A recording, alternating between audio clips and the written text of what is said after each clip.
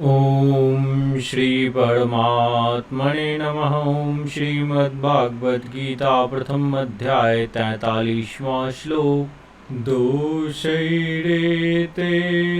कुलघ्नानां वर्णशङ्करकारकैः उत्साद्यन्ते जातिधर्माः कुलधर्माः च शाश्वताः। अर्जुन भगवान श्री कृष्ण से आगे कहते हैं कि ये जो दोष हैं जिनके चलते कुल का नाश होगा और वर्ण संकर पैदा होंगे, ऐसे जो दोष हैं अर्थात यह जो युद्ध है जो हम लड़ने जा रहे हैं, ये उसका तो मूल कारक है जिसके चलते वर्ण संकर पैदा होने की संभावना है और कई कुलों का विनाश हो जाएगा। सनातन कुल धर्म और जाति धर्म का नाश हो जाएगा। अब आप यहाँ समझिए कि कुल का धर्म और जाति का धर्म अलग अलग कैसे है। हर विशेष कुल का अपना एक नियम होता है, नीति होता है, एक परंपरा होती है, रीति रिवाज होता है, वही उस कुल का धर्म है। ऐसा भी कह सकते हैं कि पृथ्वी पे हर मनुष्य का अपना एक जाति धर्म है। यहाँ जाति वर्ण से संबंधित है, वर्ण उसके कर्म से संबंधित है। अलग अलग जाति के, अलग अलग कुल के, अलग अलग व्यक्ति के स्वभाव के और उसके कर्म के हिसाब से उसका धर्म होता है। जब किसी कुल का नाश होता है तो उस कुल में वर्ण संकर पैदा होंगे और वो वर्ण संकर में वो गुण नहीं होंगे जिससे कि वो कार्य कर सके।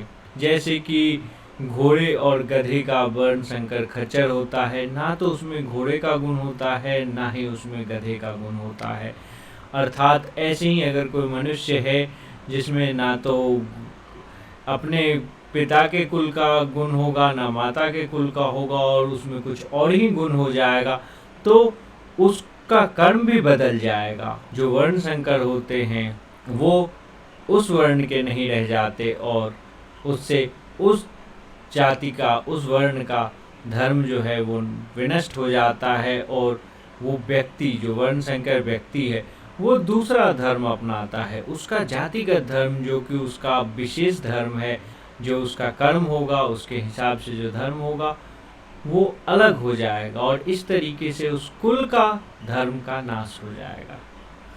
ऐसा अर्जुन भगवान श्री कृष्ण को कह रहे हैं। क्यों कह रहे हैं? क्योंकि यहाँ आप ये बात ध्यान दीजिए कि इस महाभारत युद्ध में अगर कोई किसी कुल की सबसे बड़ी क्षति होने वाली है तो वो कुरुवंश की है और इसीलिए अर्जुन इतने विचार में है। ऐसा ही नहीं है कि सिर्फ कुरुवंश, उनके सगे संबंधियों के कुल का भी विनाश होने वाला है। धीरे धीरे अर्जुन अपने संशय को ज्ञान की तरफ ले जा रहे हैं और ज्ञान और बुद्धि और तर्क से उन्होंने अपने युद्ध ना करने की इच्छा को प्रकट किया और उस पे तर्क भी देते गए। आज के लिए इतना ही।